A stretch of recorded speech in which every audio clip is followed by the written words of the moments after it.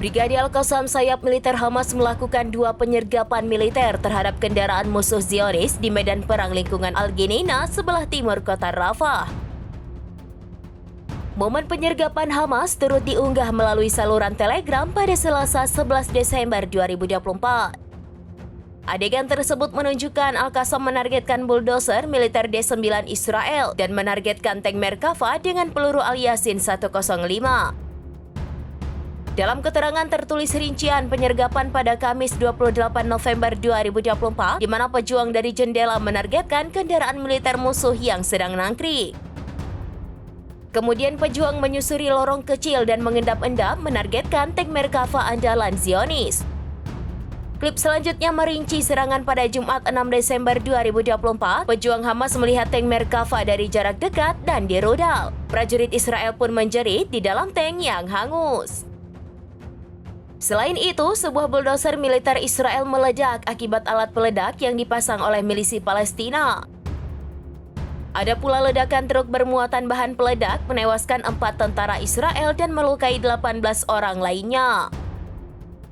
Ledakan itu terjadi usai pejuang Palestina menembakkan peluru RPG ke arah truk. Perlu diketahui, jumlah total korban tewas di pihak militer Israel kini mencapai lebih dari 816.000 jiwa.